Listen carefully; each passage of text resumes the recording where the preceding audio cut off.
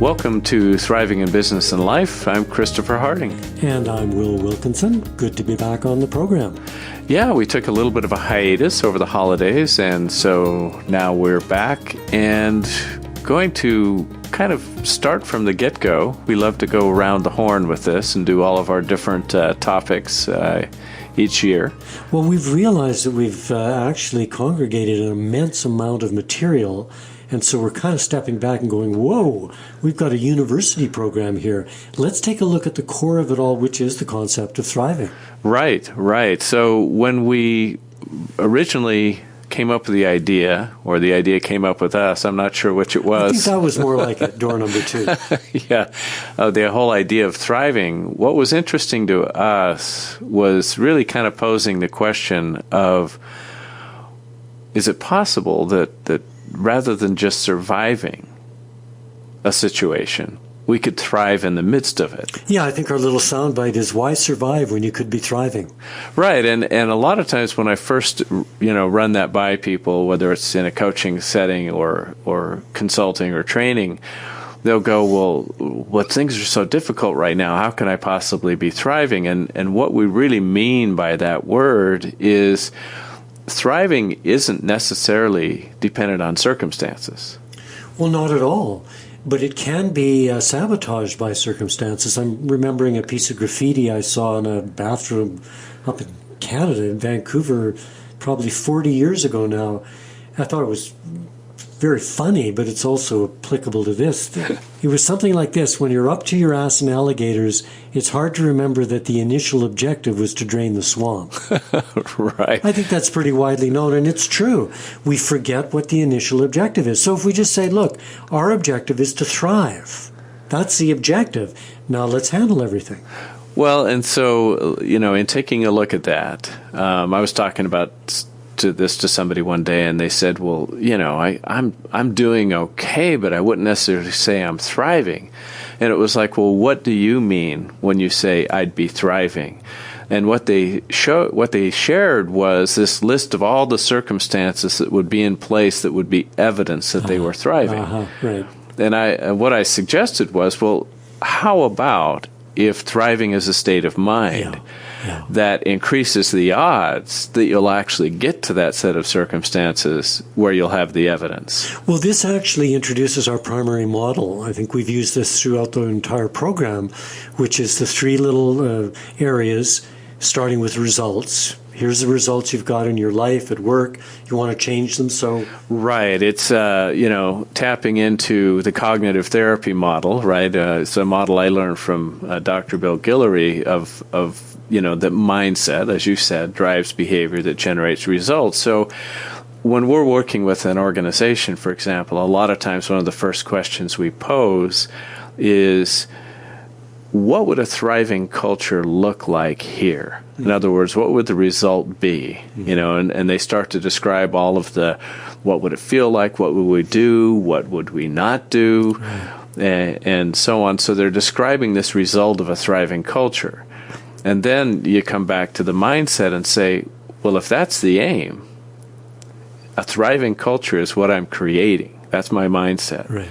Then the behavior starts to become obvious, what I will do and not do. Right. Well, we had an experience of this earlier today. We were meeting with a young friend who's going to help us with some marketing. And I remember distinctly a moment in our conversation where one of us had suggested something, a strategy, and she said, oh, that'll be fun.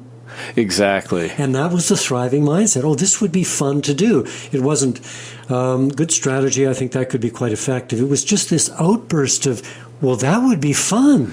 That is the very reason why we were delighted that she wanted to collaborate and be a partner in the process rather than merely somebody who was a work for hire. Yeah, because I think if we actually get very honest with ourselves as adults, we recognize that there's still a child that's alive within us, and we're happiest as adults when our child gets to play.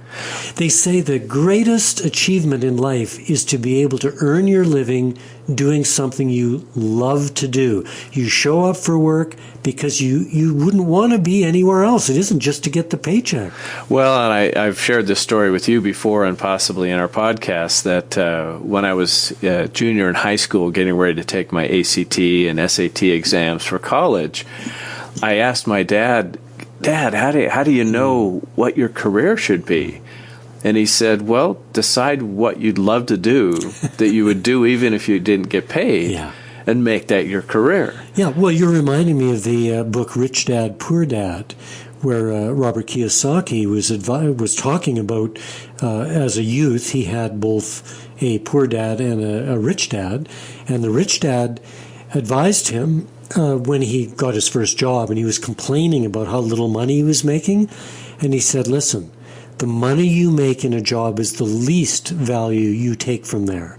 The greatest value is the experience you get, the contacts you make. The money is the least part of it. I thought that was so wise.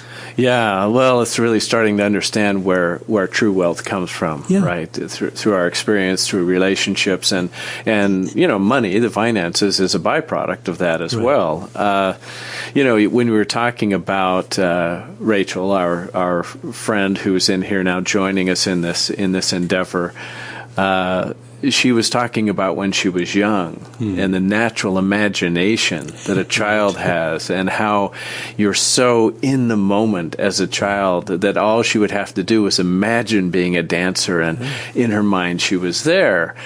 Well, again, that's that kind of thriving state of mind. It's a state of mind that says, you know what? Anything is possible. Well, and I think both of us were impressed with the extra step that Rachel told us she took. Even as a child, she didn't just imagine dancing, she danced. She took action. Yeah. And as we point out in our program, because we have the three phases, learn it, imagine it, and do it, or practice it, that you've got to take that step of actually doing it. And a lot of people, they'll make plans, they'll imagine success, but they don't actually do anything about it. And one of the reasons they may get sabotaged is because they mistake action. They think that action means a series of actions, like build a website. That's not taking an action. That's considering a whole series of actions. So the action to take is always one simple little thing we can do and check off our list.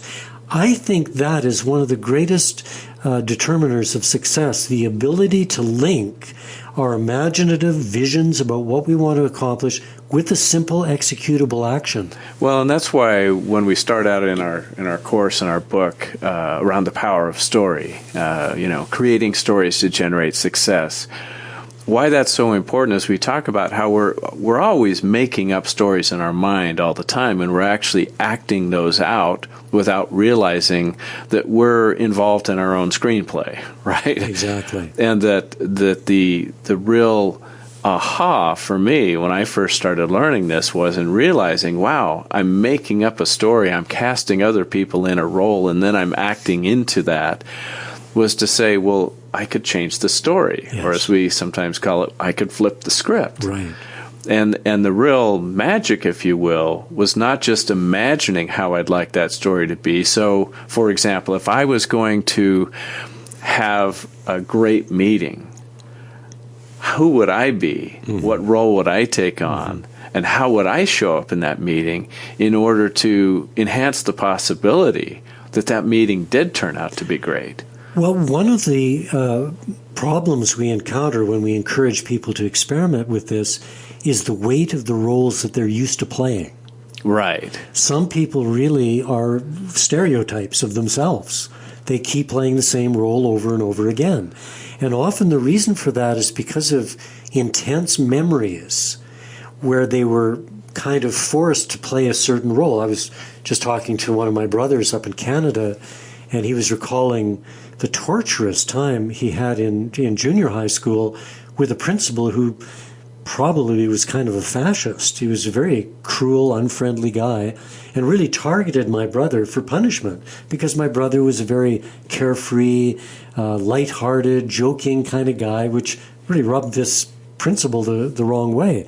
So my brother has all these memories of being victimized by this guy, to the extent that he's gone online and he's found other students who were there at that time sharing complaints about the same guy. Well, as you're saying that, I mean, we talk about that, right, in the first chapter of our book, creating coalitions of agreement. Exactly what that is. Right. And, it's very natural for us to do that. Let me find all the other people who will agree with me how hard this was or what a jerk that person was.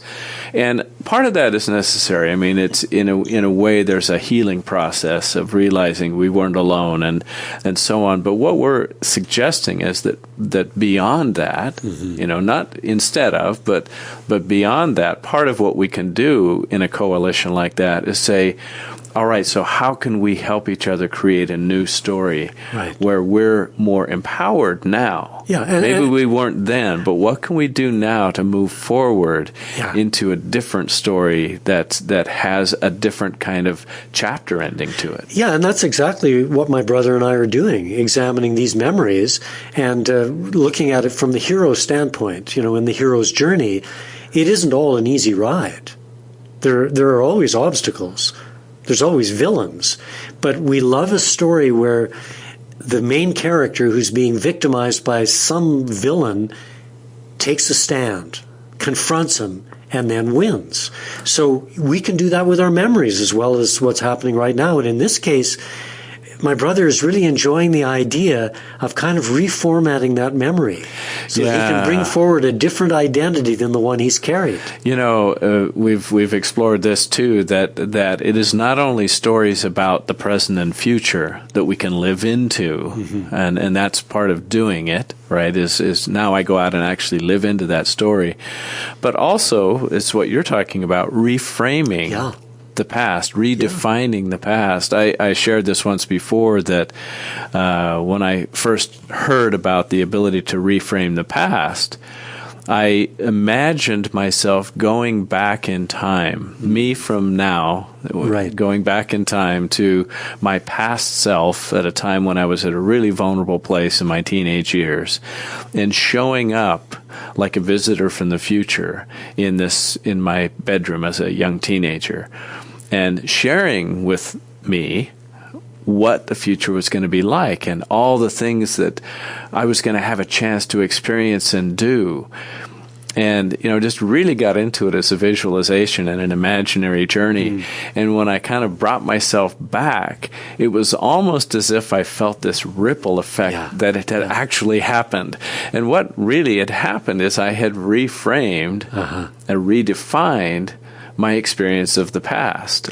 Well, you've told me that story a couple of times, and frankly, I could listen to it 5 or 6 more times because it's so inspiring. And in a way, I feel we'd be cheating our listeners if we didn't give them an opportunity to experience it. So staying true to our 3-phase model, why don't we do a little simulation with our listeners right now and just invite you, those of you who are listening. Of course, you're the only ones who can hear my voice. So everyone who's listening, to just let your mind drift back into your history and see if you can recall a time in your childhood, your adolescence, where you were going through a rough time, where it was kind of tough. And why don't you pick it up from here, Chris, from your own experience? Right. And so imagine that you have this ability now to travel back in time, and you know right where you will be in that past scenario, and you suddenly materialize and show up to the younger you. And you can imagine maybe they're amazed, maybe they're startled, and you go, hey, no, relax. It's me from the future. Take a moment to really picture this, to make it as real as possible. Where are you? Are you lying awake in bed? Are you sitting out in your yard? Are you walking to school? See if you can get a vivid picture of some exact moment in your youth where this drama is unfolding. And now the idea next is, what is it you want to tell your younger self to give them hope, to give them encouragement? Perhaps it's, hey, we made it through this. You know, we survived, and here's some of the cool things that you will experience in your life, and you can imagine what some of those things are that you would share with your younger self as visions for them of the future that they will live into. Yeah, so just sit in this imaginative space right now for a couple of minutes, feeling what it would be like if your future turned out this way. And the key here is feeling. What does it feel like? And as you really tune into that, imagine your younger self feeling a sense of hope, feeling a sense of surprise, feeling encouragement, and a sense of empowerment. And as you feel that, just really feel into it. Let yourself feel it in your now future body as well. And feeling that, and we don't want you to lose touch with the feeling, bring that feeling with you as you come out of the past, into the present, but keep on going, slightly into the future, into an action that you'll take to bring this into your real life. What's something you can do to establish this identity as this new self that you've created yourself to be? And if you want to, you can do what I did and just allow yourself to imagine for a minute that this actually happened in your past. The future you actually went back. And just let yourself feel as if there's a ripple in time that is rippling through time and is now landing with you. Wow, this actually happened. And that simple thing that you can do to acknowledge that might be something as simple as smiling. Yeah. It could be as simple as walking outside and going, this is amazing. Yeah. The simpler the better in many ways. We sometimes refer to this as an anchor. Right, right. So you've started to get a sense of what we mean by thriving, is that thriving is an intentionally chosen state of mind. Now, sometimes when we're in a funk, when the role we've been playing is so well etched in our story-generating part of our mind that we have a tough time imagining our way out of it. Yeah. And so one of the things we want to encourage you to do is, first of all, come back and listen to this podcast. Yeah. But also, see if you can start to practice imagining even a little change. Imagine that you're feeling better even though. Yeah. Or do what, neuropsychologists talk about. Simply practice smiling, because it will change your brain chemistry. It will change your endocrine system. And one simple way to think about this is you're inserting an ingredient in between two commonplace activities. One is to think about doing things, and the other is to do things. But in the middle, you can insert imagination. What would it be like if it turned out really well? Right, right. It's a shame that as children, with such rich imaginations, we head into school systems that tend to value knowledge over imagination. Now, Einstein, who's considered one of the smartest guys around in history, said that he felt imagination was more important than knowledge. So what we're encouraging you to do with these exercises is to revive this imaginal capacity. It's not lost yet. We all still have our imagination, but likely, given all the skills we have, imagination is one that's fairly undeveloped for most people. Yeah, so let's say you're getting ready to walk into a meeting, or to maybe it's go to the doctor's office, or sit down with somebody that you've had relationship challenges with. If we can imagine what the possibility is, I'm going to imagine that it's possible, at least, for this to turn out well. And to start to feel like it's already happened, it's turned out well. What's that feel like? Okay, now, how do I live into that story? Yeah. What you're doing is you're stretching your mind. And there's that saying that once a mind has been stretched, the mind will never go back to the shape it was before. I'm just remembering Alice in Wonderland, and Alice was complaining to the Queen about something the Queen had said, which Alice thought was impossible. And the Queen said, I know your problem. You don't try to do the impossible. I usually think about 6 impossible things every day before breakfast. it's interesting as we contemplate the power of story as it relates to thriving, and to realize we are constantly living out stories all the time. We're applying, as we talk about, we superimpose meaning over the facts. Something happens and we make it mean something about us or others. And what we're suggesting is, just as a simple practice, you could say, is start to ask yourself, wow, what story did I just make up? Mm-hmm. What story am I acting out right now? Yeah, and what story am I caught in?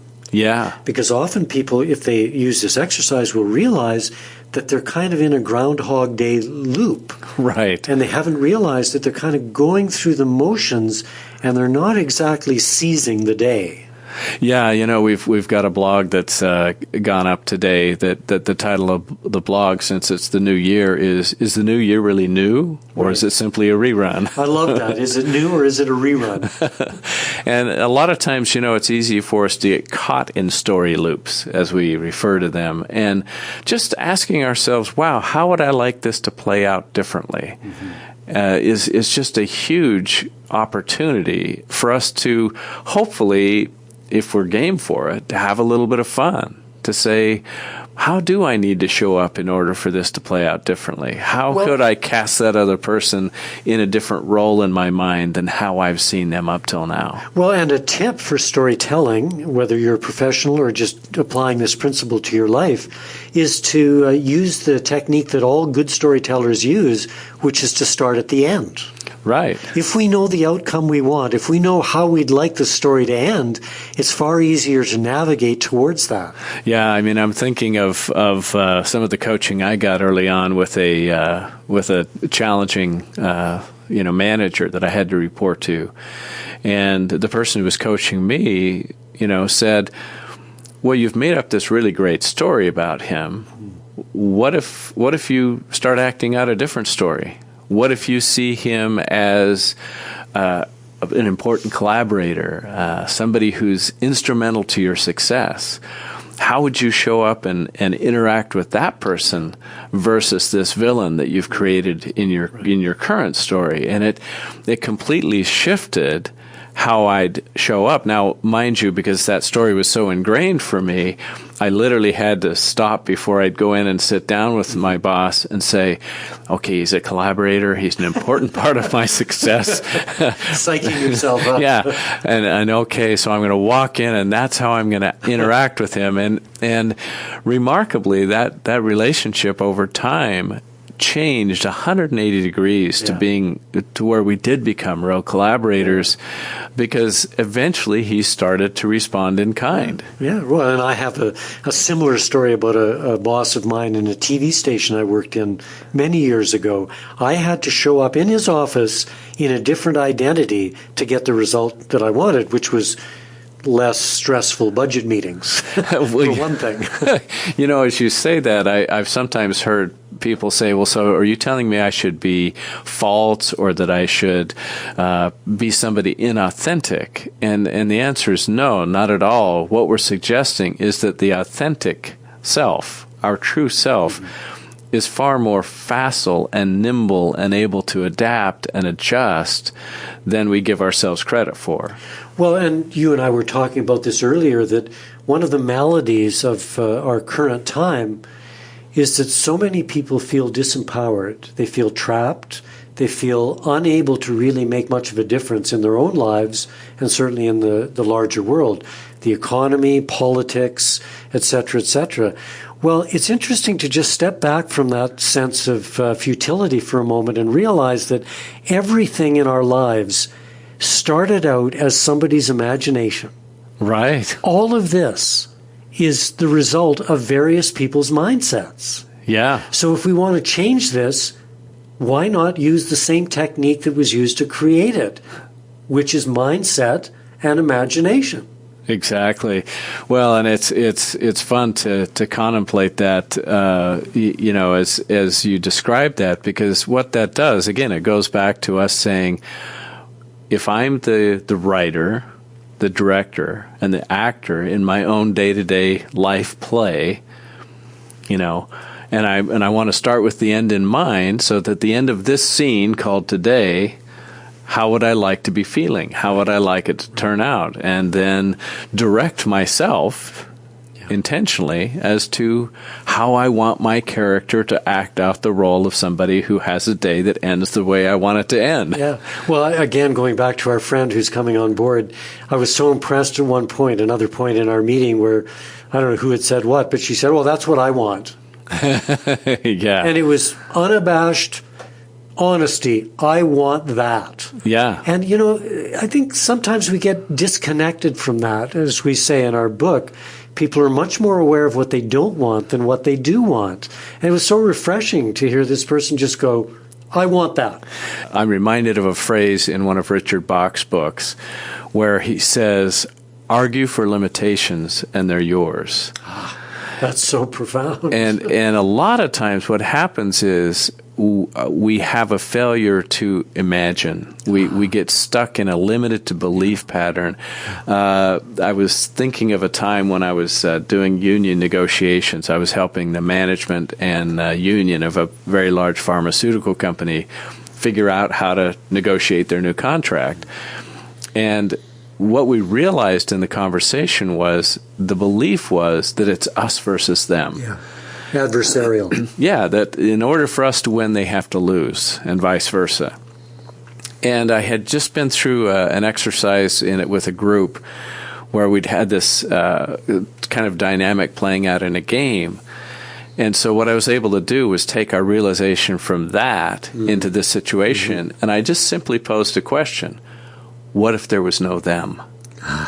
What if there's only us? Yeah. What if we're all in this together? What would we do then? Well, the key to the question you asked, I think, is in the first two words. What if? What if? Yeah. To me, that's like a magic spell. Right. Because a lot of resignation is a result of not asking that question. What if? So all hope seems lost. Okay. What if? Yeah, well, it was remarkable to see what they were able to create together once they decided to just pretend. And the whole idea was, let's just pretend for a little while that that's true and see what we'd come up with. We can always go back to our corners and argue and fight with each other. Yeah. But for just now, just for kicks. Well, it's a different domain, and the mistake people make, I'm going to use this example here, which I think we just have time for me to fit it in before the end of the show. This is something I have in one of my other books, a little riddle, a Zen riddle. There's a goose in a bottle. How do you get the goose out of the bottle? And there's 3 rules. You can't break the glass, you can't kill the goose, and you have 30 seconds. All right, so let me play with this, and so I'm going to walk through it. Imagine there's a goose in the bottle. Right. How do you get the goose out? You can't break the bottle, you can't kill the goose. And the third one was? There's 30 seconds. There's 30 seconds. I'll pose this for a client, and they sit there, and you can almost see the smoke pouring out of their ears as they're trying to figure out, well, we could... Oh, how big is the bottle? All these things they're trying to contend with, and then they say, "Oh, I give up." And what's the answer? I say, "Okay, the goose is in the bottle, right?" And they go, "Yeah." Well, now the goose is out of the bottle. I go, "What do you mean?" I say, "Well, there is no goose. There is no bottle. It's all in your imagination." It's all imagination. And what you did was you took something imaginary and you applied the laws of the material world to limit it, to limit the possibilities. So today, folks, we're talking about imagination in your storytelling where there literally are no limits. All right, if you've got stories you want to share with us, you can reach us at thrivinginbusinessandlife@gmail.com. I'm Christopher Harding. And I'm Will Wilkinson. Thanks for joining us. So long.